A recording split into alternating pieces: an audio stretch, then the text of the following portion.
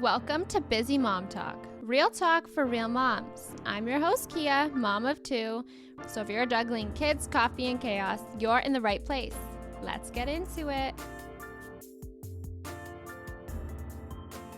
Welcome to another episode of Busy Mom Talk. Today we have Krystal Vanderbruggen. So thank you so much for coming on to kind of share your story and share Veya's story. So welcome to Busy Mom Talk.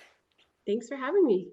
Do you want to kind of tell our listeners how you got to share Veya's story, kind of what your motherhood story is? Yeah, so I am a mom of four. My oldest is 7, and my youngest would be turning 2 at the end of this year, but unfortunately, we lost her in August of this year. And that is my daughter, Veya. She was born with Down syndrome, December 2023. And honestly, I was just one of those like quiet at home moms flying under the radar. And now we've kind of gained a bit of a social media presence because of my daughter's medical journey and our cries for help towards the end of her journey. She lived her whole life in the hospital. So, yeah, she's my medically complex little kiddo, and she's got an amazing fight in her. And unfortunately, our Canadian healthcare system really failed her. I'm so sorry to hear. And, I think everyone who's even read a glimpse into Veya's story, I think it touches everybody, whether you're a mom, whether you're just somebody walking the streets, have no idea about children, medical system. And, it's such a strong story that I think that it just really touched people. Like, I know my son, he would sit there, and one time I was scrolling Instagram and I was watching one of her videos, and my son goes, "Who's that little girl? She's so cute." And I started explaining that she was in the hospital, and he was asking me all of these questions, and like it just made me start crying. And he was like, "Why are you crying? Look how happy she is." And I was like, "It's sad. Like it's just sad." And he didn't understand why it was sad, because I think she was giggling and she was shaking one of the little rattles. And like it makes me have tears in my eyes right now. But like it's such a story. Yeah, no, honestly, like when we started sharing her journey, it was kind of like an outlet for me, like a therapeutic outlet. First of all, there was so much going on with her that I needed a way to process. And we spent her time between like McMaster Children's Hospital here in Hamilton, and then she had to be transferred to SickKids Hospital in Toronto, because she was born with a cardiac defect that had to be repaired out there. So me having no medical background knowledge, it was information overload. So I started visually storytelling her journey. And we are a family of faith, and we really relied on everybody's prayers and encouragement through that time. And God really held on to us through her entire journey by surrounding us with such a massive community of people, from like our church family, our local Caledonian Ancaster family, our newfound community of the Down syndrome family, like there was just an outpour of support. So yeah, I story told her journey, and we definitely made the most of her life inside the hospital. We would throw parties, and her childhood didn't start once she was able to go home. I wanted her childhood and memories to start now. And I really believe, like, yeah, it was a hard journey, but perspective is really everything. And so we just tried to make the most out of a really hard time. Um, and yeah, honestly, despite how difficult her journey was, it was going well, or the best it could be, given the circumstance. But unfortunately, as her journey towards the end, a lot of the teams just kind of pulled back on their care, or kind of like lost interest in wanting to really help her succeed, um, and just started limiting her care, and ultimately like discriminating against her. So I think that's when our story really took off, was just kind of everybody being able to totally notice this massive change in, like, but all the teams were there and they were all like really wanting to see her go home, and then all of a sudden it shifted. Yeah, I can't even imagine the position you're in, especially because you have three kids at home as well. Like you have to divide your time kind of, and like it's hard to also explain to children what's going on with their baby sister. And I'm sure like your oldest was probably confused because, the other two came home. And, like even with the pregnancy, like I can't even imagine like the trauma you endured because the medical system, and, I think you have publicly spoken about this, how like the abortion option was, questioned. And, like I know so many people who have gotten the test and, they say, oh, it's positive and it's not positive. Or, you have so many other options that like, why is abortion always put on the table? I've always questioned that.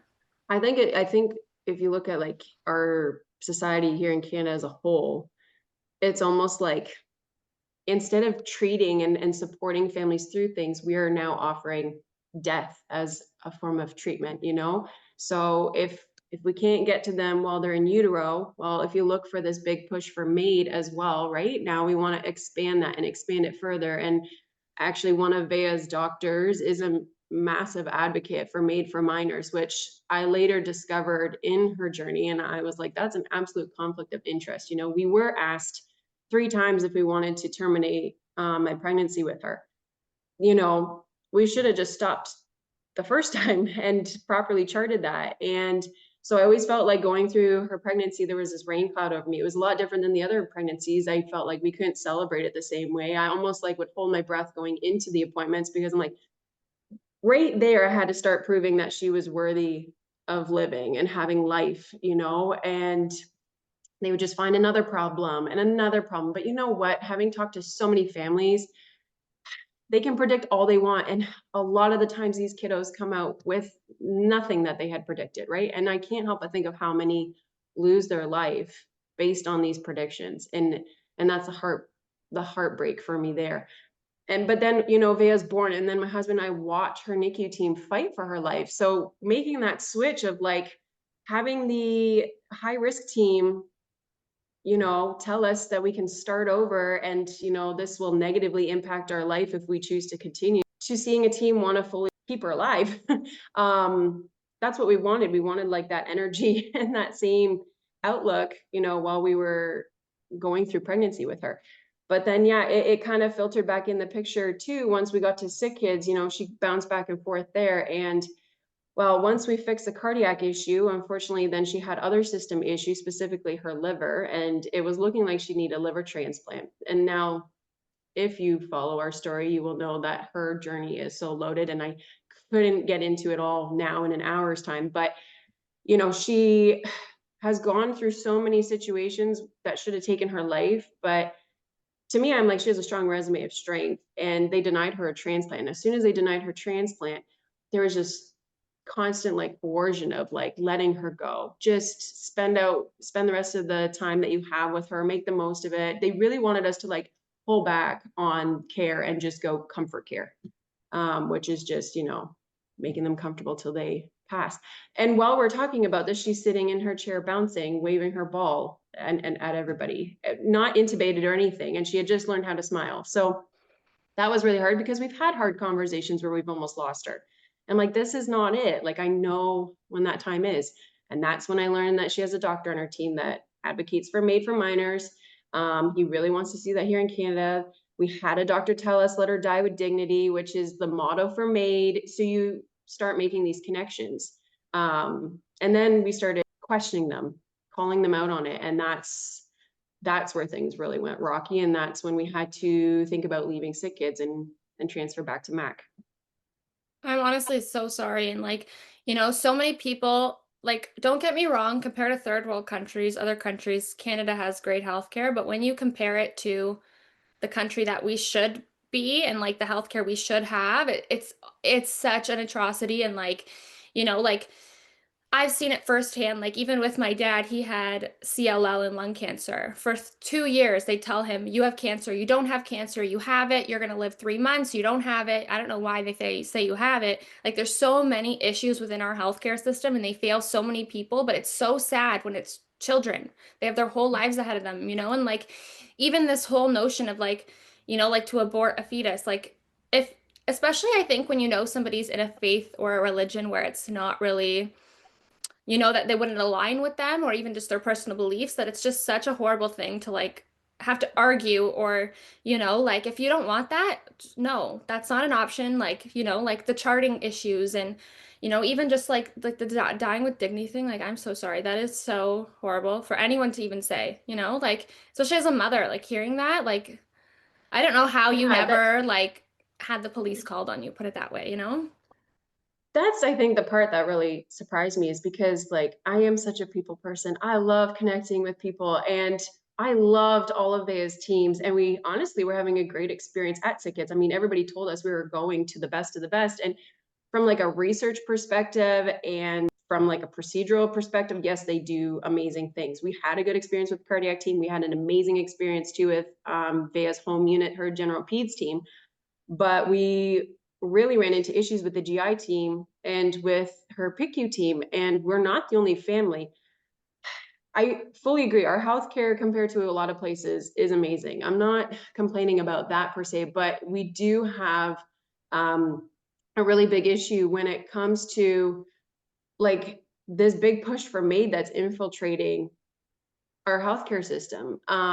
And also specifically for genetically different kiddos or complex care kiddos. You know, I've seen many neurotypical children around Veya receive care and everything is immediate and it's rushed and you know it's top priority. You see it, you hear it when you talk to other families. I mean, the staff is kind of silly to not think that us as families don't talk and compare our stories, right? And it's a common theme. And you know, it got really intense at the end of our stay there with SickKids that I had to get connected with other teams outside the hospital, like the Euthanasia Coalition team and the Delta Hospice Society that's based out in BC, because they all said like, what is happening to her is stealth euthanasia. You know, like that last PICU admission with her, they know, you would know from Veya and her extensive medical charting how sensitive she is to diuretics.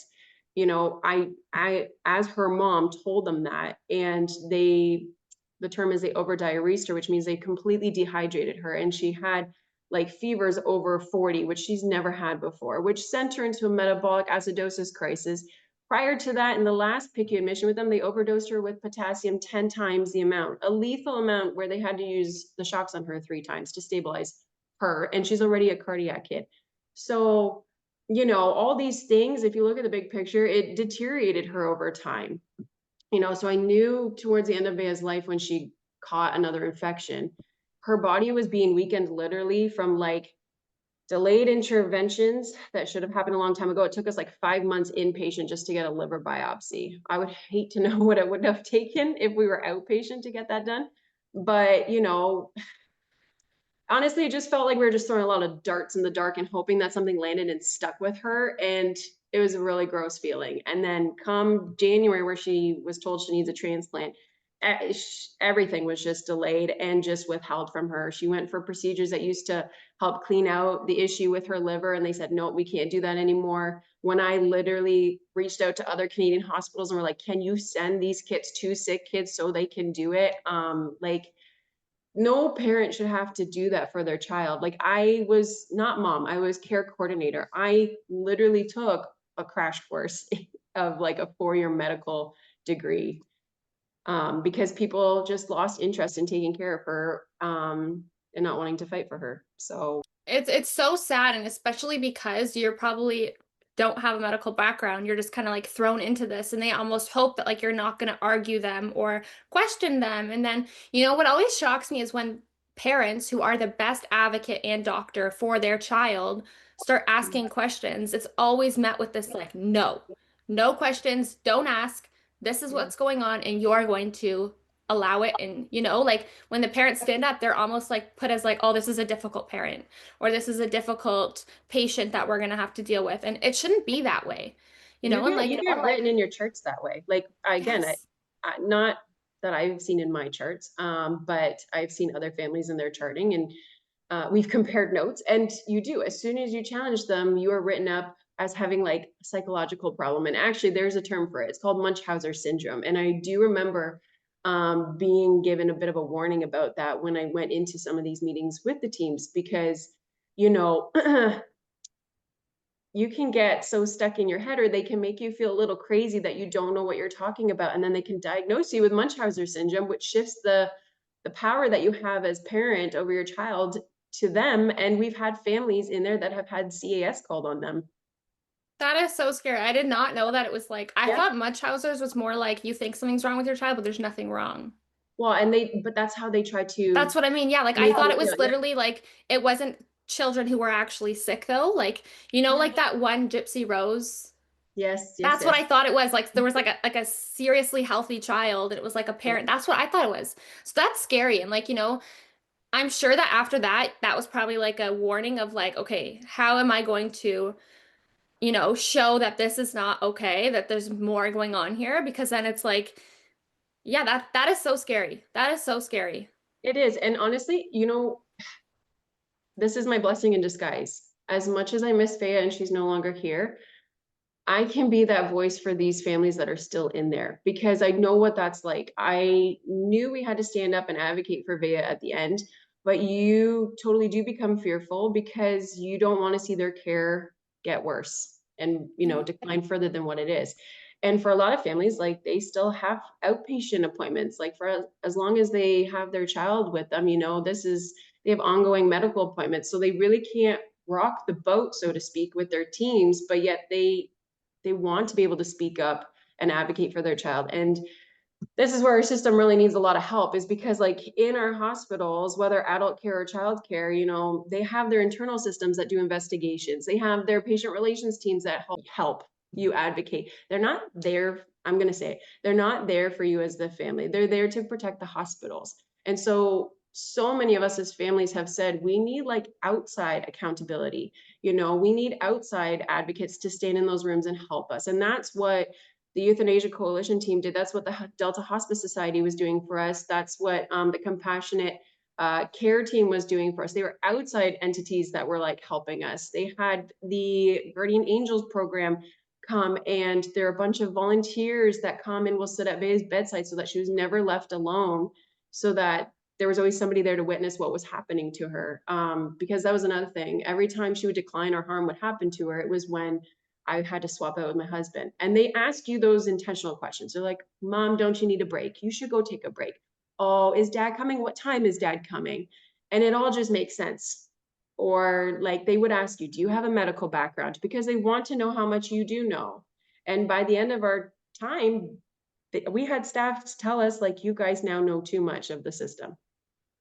It's sad. And you know, like I think that it's even more sad because a lot of times you're being met with this like you have to step back or you have to, you know, just be quiet. And like I know even if you threaten to sue the hospital, you can't go there anymore.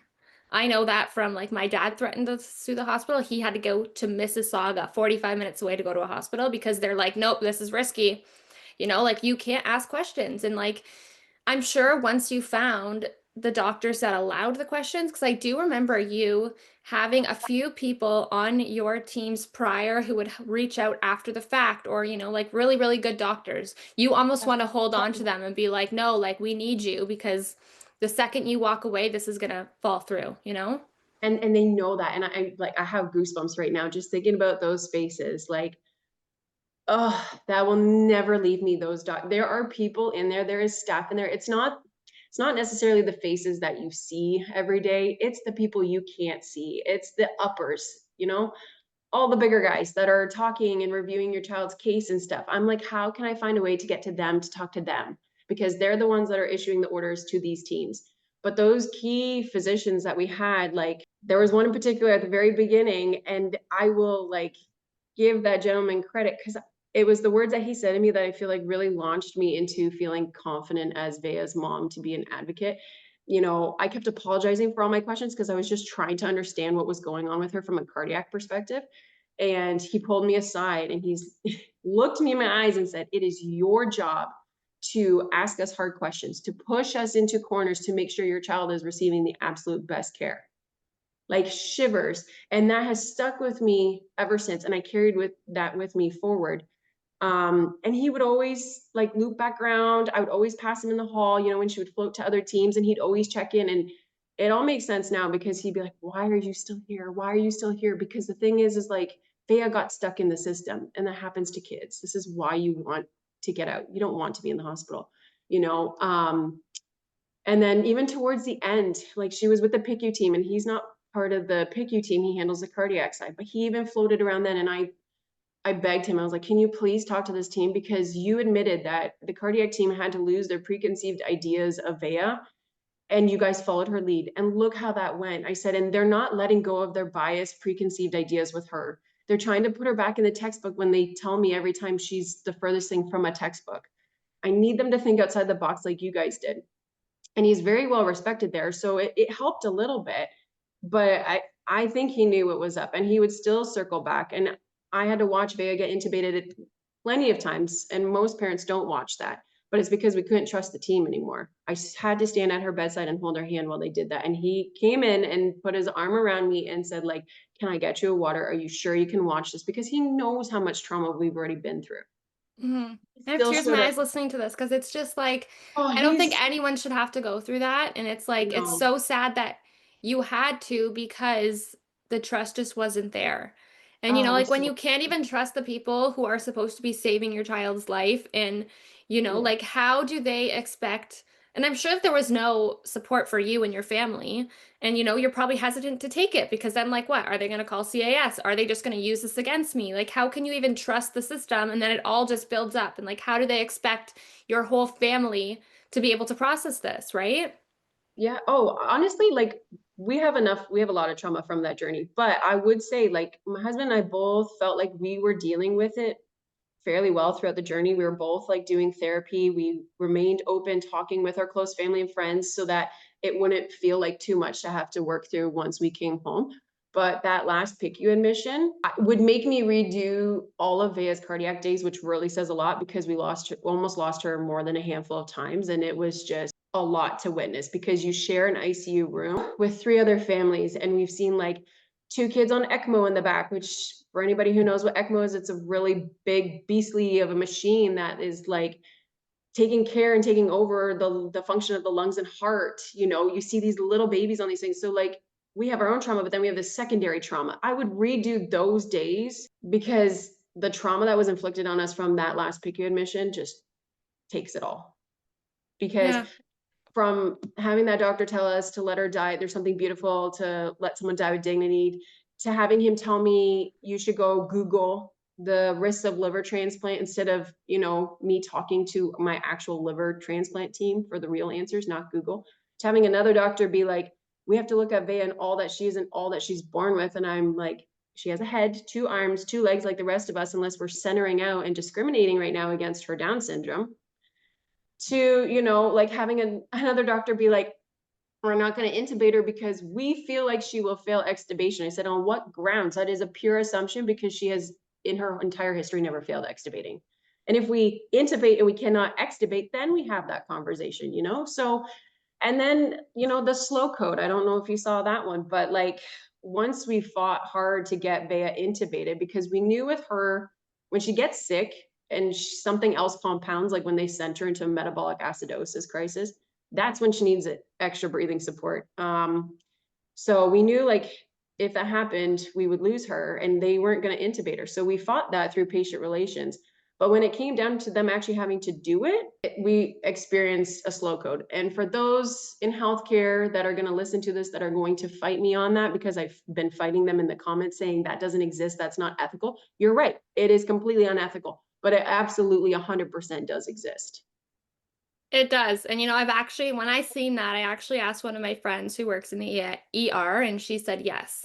They also start asking, do you want a DNR, a DNI, whenever they think that you're getting into that area? Because then, okay, they suspect an infection. They're not going to test for it or say that because they're going to just say, well, it's a DNR, a DNI.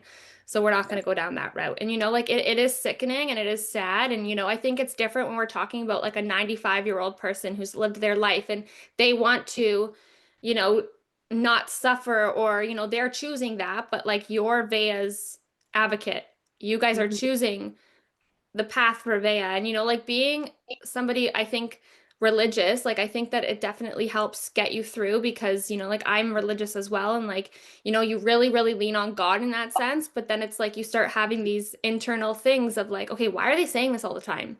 And Yeah. I'm sure it just eats at your brain. Like how can you function when you're just constantly put in this fight between save my Mhm. child, help my child, like what is wrong with the world? You start thinking, like I'm shocked because I think that if I was in your position, I would think everybody in the world is bad just because of how horrible they treated Veya and your family. Like it's so hard to not have that take over. I will say, if I ever have to go to the hospital with my other kids, I'm very guarded because I know so much. Although I'm trying to change that perspective and be like, hey, Krystal, this is a blessing in disguise because now you know the system really well. So you'll be able to identify those red flags when they come. But I really want to now kind of just shift my focus a bit and like help other families because once we started sharing Veya's story, I just sobbed for a few days because then my inbox filled with so many messages of families from sick kids who said, I'm so thankful I found your page. And I'm actually surprised I found your page because the algorithm purposely and intentionally tries to keep our families from talking. And like I said, I wish we were the only family that had this experience. And me sharing this experience of Veya's and our families doesn't take away from all the families that had excellent care. That's amazing. That's what we want. That's why we are going to share so that we can hold these places accountable to make sure that everybody's, receiving equal and fair care and all the care, not limiting, so now I'm hoping that I can be a voice for these families that are still sitting in those four walls, feeling like they're alone, that they have no outside resources. Because once we brought those outside resources in, that's when they knew that they were being watched. And that's when she was being treated properly until we left and went back to Mac. And then we were with a team that I would say really did believe in her and wanted to try to see her get home and on a road to recovery. But yeah, it breaks me because I know that they prey on your vulnerability. They know that parents are in an emotional, fragile spot, and you have to be a little bit mentally strong, which is so hard to do when you are stressing over your child's life. But I've had a couple encounters where like Veya is crashing and on her way to having a code blue, and I will have a doctor come and pull his chair up beside me and be like, have you ever thought what you wanted for your daughter in this situation? Because he's trying to force me to change her from full code to a DNR in that moment. And I said, yes, this wouldn't be the first time I'm witnessing this with her, but your job is to stand at the foot of her bed and direct your team and stabilize her. After she's stabilized, we can come back and talk about her code status, but not in this like emotionally unstable moment. Like you don't come up to a parent and ask that. But then he just kept going and he was like, well, if I do CPR, like if she needs that, given her cardiac history, it's not going to be effective because the way her blood shunts. And then I'm like, okay, but you actually aren't specialized in cardiac care. And no, you're not correct about that. Her blood actually shunts this way. So CPR would still be effective regardless of her pulmonary hypertension. Yes, her bones would break. But again, we have this conversation when that moment comes up. So again, to anybody who's like listening to this right now, the best piece of advice I received from these outside teams that helped us is don't fall prey to changing your kids' code status to a DNR because that also allows your team to switch into like that comfort care. They start limiting your care. They won't do full care. You can decide to change your child's code status in that moment when they're having a code blue or there is an absolute crisis. If you feel like you don't want CPR, you can call it in that moment. But the second you agree to that prior, that gives the team full reins to start limiting the care. That is so horrible. Like I am Mm-hmm. so sorry. Like I honestly can't even like imagine being in that position. And like I'm sure you're not the only one, but like I hope that, like I'm sure that with the work that you're going to be doing and the passion that you have, like I know that you're going to be able to like save some families from going through this because like that is just horrendous. And like I think that it's really, really terrible to say that like the lived experience is what's going to, be able to be above what a textbook says or what they're going to, and like it sucks that the world is like this. Like, you hear these stories, and don't get me wrong, like I hear miracles, I hear whatever of people going to SickKids or McMaster, but like it's also hard to share these stories because of like the donors that are behind them. Or, I'm Yes. sure that you've tried to probably reach out to, news stations or, like, Mm-hmm. and then this is where, like, I used to think politics were just in politics, and it's like, no, No. politics is in everything. And Yeah. it is absurd. It is absolutely absurd. Like I am so sorry. Like I don't even Yeah. have the words to describe like how angry I almost feel for you and your family to have to go through this. No, and you know what? Again, perspective is everything. Like I can sit here and I can wallow in all of it, honestly. And yeah, I'm human too. My mind and my heart wants to go there as well. But I'm like, there's a reason why God let Veya live a year and a half. There's a reason why he kept her safe and brought her into the world. And, I don't feel like her purpose is completely finished. And maybe, her voice will continue to be able to live on through me and my husband and other families who are finding the courage and strength to speak up about their stories. um because yeah, you're right, there's politics in everything. I mean, if I think about, like, Vea kind of was their poster child at SickKids, honestly, from July to December. We had the SickKids media team in there, celebrating Vea's birthday with us. We got to go meet the Toronto Maple Leafs. We were in all the events. And then as soon as she got denied her transplant, and we started really actually standing up and fighting for her at that point, instead of being best friends with everybody, then all of a sudden she wasn't included in those things. And then all of a sudden they started scrubbing the tags. I used to tag them all the time in like our Galentine's video party for the nurses in her home unit, and her birthday, all the funny videos, right? And they started to undo all those tags because we were starting to share the bad stuff that was happening to her, So now you can't find any of our content on their page. I even called them out because they were following me in my stories, and not acknowledging anything. I wasn't getting anywhere with patient relations. I wasn't getting anywhere with the PICU director. I had to even call out the PICU director in my Instagram stories to just get a meeting with her. It shouldn't Wow. it shouldn't have to be that way. I shouldn't have to fight my PICU team to want to go and even coordinate with my daughter's home unit where she has lived most of her life, to come up with a good care plan, because they know Veya best. They know her sensitivities. They didn't want to collaborate with their coworkers that were like several floors above them. They decided instead to message them and tell them they couldn't come and visit us anymore in this admission. Whereas in the previous two admissions, they were allowed to come and visit Veya.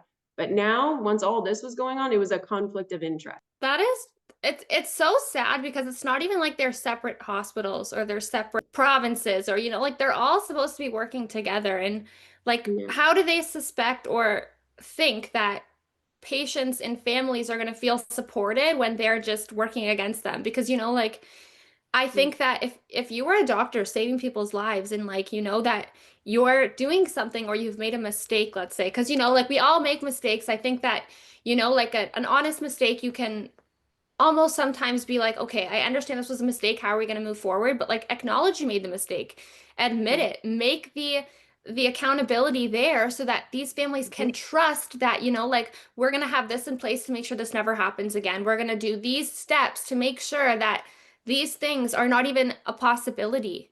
You know what I Yeah. mean? Like, I think it would be completely different if, like, they gave her the wrong kind of antibiotic and then they realized last minute before they were about to hang it, like, oh no, this is the wrong one.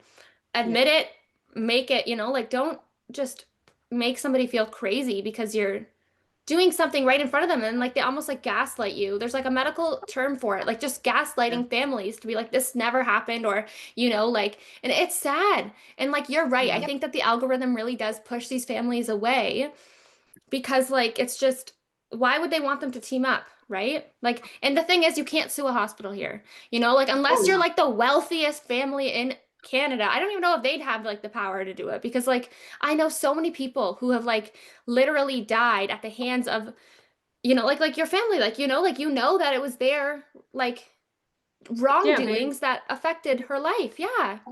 The lack of care, even down to basic things like physio.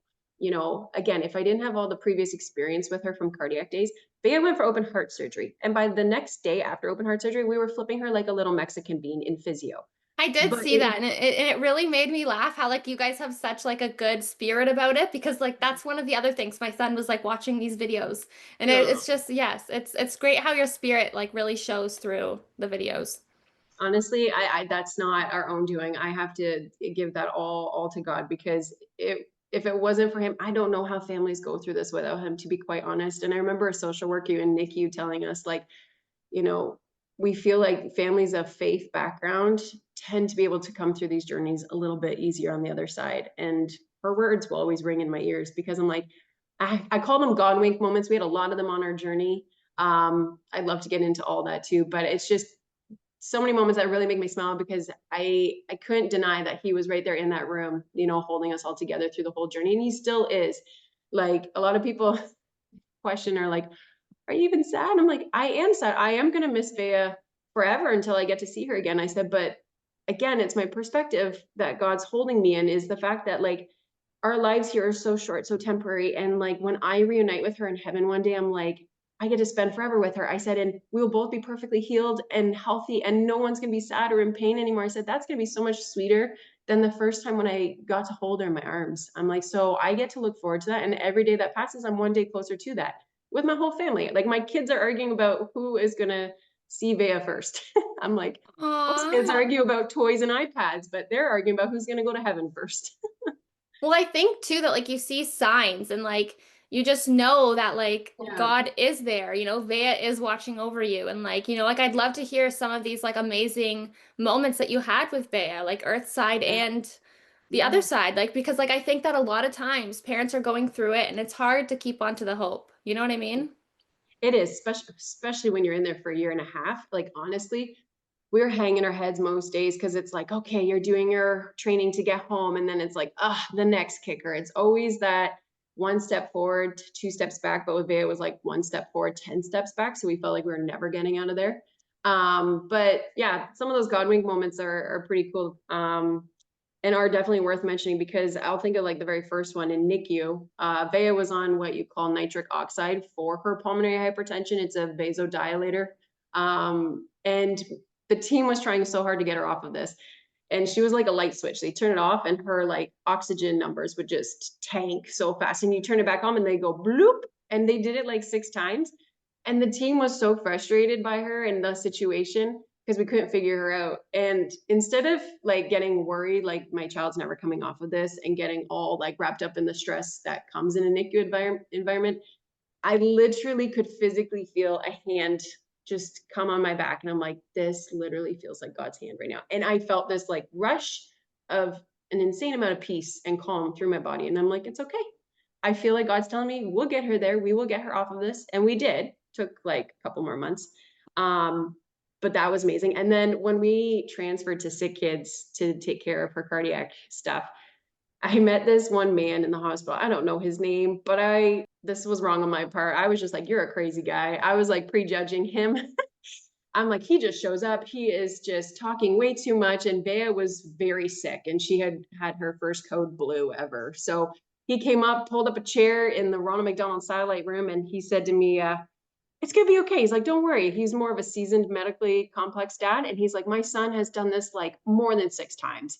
They're gonna be fine. And I'm like, do you know my daughter? Like, you have no idea. But he was right. And then she had another code. And he would always loop back around on those hard days where she went code blue. And I'm like, God, are you literally like just putting this man in? Because he would sit down, he's like, I'm gonna pray with you. I'm like, okay.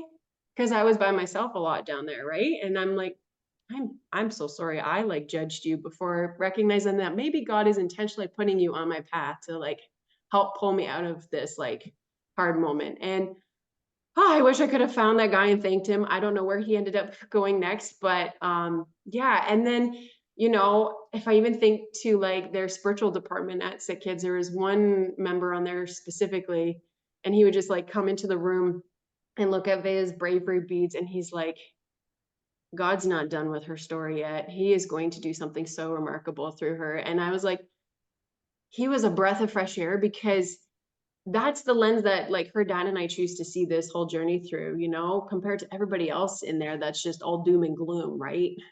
Just alone with her Down syndrome diagnosis. And I was just like, wow. And he goes, you're gonna go into podcasting, you're gonna get a YouTube channel, and you're gonna go talk and share this and help other families. I'm like, I don't know. That's like way over my head. But I'm like, look what's Look happening. at Look you what right doors now. are, look at what doors are opening. And like he was encouraging me while his son was fighting for his life in NICU at Mount Sinai or whatever across the road. Like he had a preemie, or they transferred him over to like SickKids NICU. So he was like still doing his job while taking care of his son in NICU. Like, and I even had like another team member because Veya was seen by a lot of teams. And she came in, and in our charts, they know if you're a family of faith. And she came in with one other person, and she was like, Veya was about to go for a procedure. She goes, can I pray with you? And I was like, that, you know? So she prayed for Veya and for me. And I'm like, you just never really think that you'll encounter these things with the staff members. You will with other families. But I just feel like that veil between heaven and earth is like the thinnest when you're inside of a hospital room. And a lot of people who may come in there that had no faith come out leaving with faith, honestly. Like you do see miracles. You see a lot of heartbreak, but you see a lot of amazing miracles. And so yeah. And even down to the day, if I go back to Mac, the day we lost Veya, you know, I was struggling with trying to know, like, is this it? Like, is this going to be that moment where she can't come back from this? Because we've only known Veya to be so dramatic like this. And when we were saying to the one nurse the day before, like, I think this is it, they were going to get things set up. But she came in the room and she's also a faith and she's like, Veya's going to heaven today. I was like, you're probably not wrong. But again, like I never expected to hear this, but I'm like, I think all these things are kind of helping me come to with just accepting that this might be it. Like God might be calling her home. And she also handed us a book. She went specifically to a faith-based bookstore and picked us up a book for her siblings to help with grief. And she had That not is her family prior to that.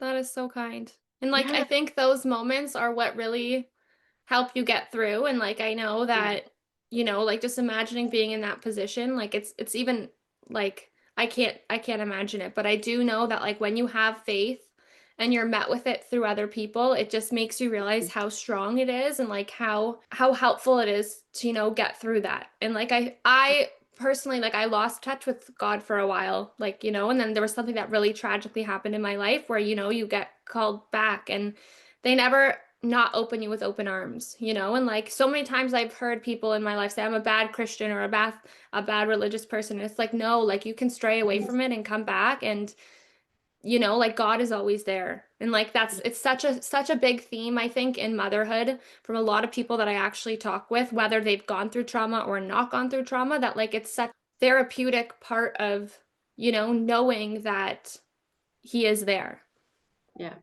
Totally. He's always there. That I think that's actually one of the parts that I was anticipating, like grieving once our medical journey wrapped up. I'm like, everybody says, oh, the relief also that will come from not having to live in a hospital. They're not wrong, but the way we got to experience God in the hospital, because we had no choice but to actually truly surrender and take things day by day, that he calls us to do that, but we don't. We are so busy that he doesn't sound like he's anywhere nearby, but he's always there. It's just we muffle him out. But when you're in that hospital room and you are surrendering everything to him, his voice and him becomes so loud and so present that I realize like he is right here all the time, and I having like that closeness with him. I don't want to know life without that. Like I don't want to get so busy again that I don't feel that with him. Like I really learned like your relationship with him really has to come first because he was all that we could hold on to and anchor ourselves to. No, honestly, like I think that that's one of the things that really just shines through your story is how, belief, religion, like God, like it's so important. And, like it almost helps you to not hate the world. It almost Yeah. helps you to know that like there is more to this like messed up, fucked up world, if I could really say, like it's true though, like, like I think that when you don't have religion, and I am positive that so many people heard your story and it's called them to God because it's so powerful. Like how does a mother and a family go through this? Yeah. How else? But it's the belief that knowing that God is going to welcome you Yeah. home. That, Yeah. like it's Even watching Bea, like, whew, I mean, I felt like I was gonna pass out because I was like, oh, the reality is like I'm about to watch my kid pass away. But it was like I could feel almost like a breeze. She was gone so fast. And I'm like, he literally just took her. And then when the hospital let us be able to take her outside, because I always wanted to have her feel the sun on her face. Another God wink moment, because as soon as we stepped outside and sat down, the cloud parted and it was like the strongest sunbeam I've ever felt. And so every time I feel that now, I'm like, man, that's what she's experiencing, but like 10 times more, you know? yeah. And I said like from day one, I'm like, I know Vea's gonna be healed one way or another. It might be earthly healing, it might be heavenly healing. heavenly healing is the best kind of healing. It's sad for all of us that are still left behind, but we will get to see them again one day. Um, but I said, really, like, she's his child first. She's not mine. He just entrusted her into our care. And like, what an honor that is. But if her life is meant to touch just one more soul so they can find themselves back to him, like God, your will be done, you know? Yeah. I think it's gonna touch thousands, hundreds of thousands, because like I'm telling you, and like this story just touches people. And I've even had people send it to me that were not even in the Hamilton community. I've had somebody actually send it to me from the States being like, do you know these people? Because like they just think Hamilton, Ottawa, Yeah, like Ontario. we're all in the And I'm same like, it's area. funny, yeah, like they're actually from my hometown. But Yeah. like, like I always say this, and this is one thing that I found has helped me. Like, I know losing a parent is completely different than losing a child. Like, I will say that firsthand. Like, the worst loss somebody can feel in this world is losing a child. Like it's just there's no All loss comparable to hard. it. There's It's no all hard. loss, but there's no like there's no loss and or there's no comparable there. But like my dad, I always say has a front row seat to everything I do. And Yeah. I moved 5 hours away and I'm always somebody who's felt homesick. And it's like, no, because my dad's Yeah. there. Like my dad has been able to help me and like there's certain things in my life where I've like had to go through and I felt alone, but it's like no, because God's there, my dad's there, front row seat. What a better seat to have, right? And Yeah. like I think that Veya is so lucky to have you and your husband and your family because like you guys truly were the Yes. biggest supporters and you guys got her through her life here on earth, right? Oh, yeah. I mean, we were ready to set up a mini ICU at home. I was like, this is crazy. I'm like, we're never gonna get her home. I'm like, let's just take her home with her CPAP, BiPAP. Like, we'll figure it out. We've already been figuring out for it over a year and a half. So it's hard. The other hard part is just like going from like caring for her and such extensive needs to like always compared to like I feel like I went for 4 years of medical schooling and now I have all this information and I'm like, what do I do with it? Like I feel like I don't have a job anymore. And it's hard because the devil wants to tell you and trick you into thinking like you don't really have a purpose anymore. You folding laundry or making dinner for the rest of your family or just spending this quality time with your other kids is it's not as significant as what you were doing with Veya. And like that's not true. Like all of it is Not important, at all.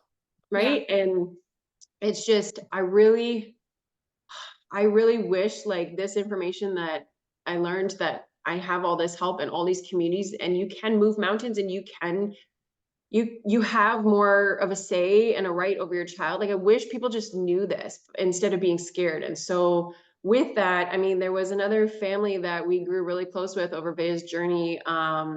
A lot of like my followers follow them as well. It's Brittany and Fatu with their daughter Revi, and they are out in Utah in the States. Um, and their medical system works a lot different than ours. Both of them have areas that need gaps bridged and areas that need improvement. But they had to take their daughter and run her through emergency doors all the way at CHOP in Philadelphia because their daughter too was not receiving a proper care plan and her health was deteriorating and they were being ignored and they were being coerced into procedures that didn't align with them and that they felt were not actually best for their daughter Revi.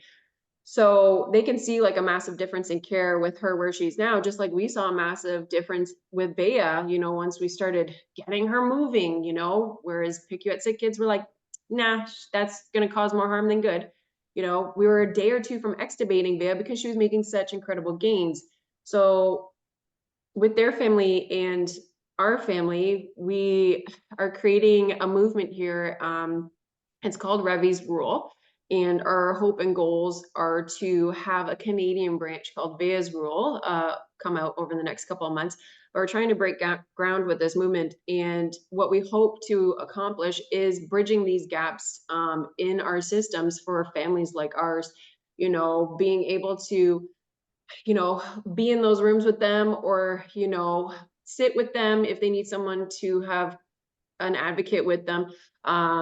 Give them like advocacy cards so that they know that they don't have to be fearful of saying certain things. Like you are allowed to stand confident in speaking for your child. For an example here, what we would love to see change happen is like the doctor that denied Veya breathing tube. he had to take care of her again 3 weeks later. And I'm like, this is a conflict of interest. You almost killed her. If I were to have a babysitter watch my other kids and they physically abused or mentally abused my kids, I would never hire them again to take care of them. Why am I being forced to have this doctor take care of my child who almost ended her life early? I want to be able to see some changes there where parents can, like, not just be able to say, I'm not comfortable with the nurse and get a new nurse, but I'm not comfortable with the doctor and can have a different doctor be able to come on or, get another opinion at least. So with this movement, we're hoping to like be able to give that power, so to speak, back to these families. We want families to be able to feel like mom and dad again instead of care coordinators, instead of having to Google all about their child's condition because they're not properly being you know, explained to by their care teams for their children. Come up with complex care plans for your kids while they're still inpatient, not just while they are outpatient. That was something our home team at SickKids was trying to do for us. Because when you have a child like Veya who floats through different units, they don't know her, and you need this little cute, compact care plan because her charts are like thousands of pages. You don't have time to read through all of her issues and sensitivities. You need a summary. So yeah, we're hoping to accomplish quite a bit with this. We're gonna start small, but we're really excited about it. And I'm just really I happy. have chills all over my body this whole time. Like, I truly think you guys are going to break the system in a sense of like you guys are actually going to make the changes that need to be seen because like again, I truly think that like you're letting Vea live on by saving all of these other families. And you're not even just saving the child itself, you're saving these families and having somebody be able to advocate. And, I'm sure there's other families in the complex care community that are trying to do Yeah. this. And, like, I just think that, like, it's such a strong movement. And I truly hope that anybody who hears this and wants to get involved does reach out and to be able to help you achieve this because the more people, the stronger the movement. That's the thing. We said, like, we have all these separate communities. We have a Down syndrome community, you've got epilepsy communities, you've got all of our different genetic difference communities, so to speak. We're a big voice. If we can come collectively together under the medically complex umbrella, you make more movement and changes being united than apart, right?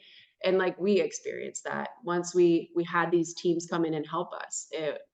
It helped, So I really appreciate it. We're all really excited about it. We have a very passionate and fired up team for this, and it's built with a lot of families that you don't need to have a medical background. The lived experience, we so often downplay that, but that really trumps so much, It's honestly. everything. It is everything. Yeah, so we're excited. We're going to be starting up a couple of fundraising events in that too. So, yeah, we would be happy, to have people share that content around and get the word out.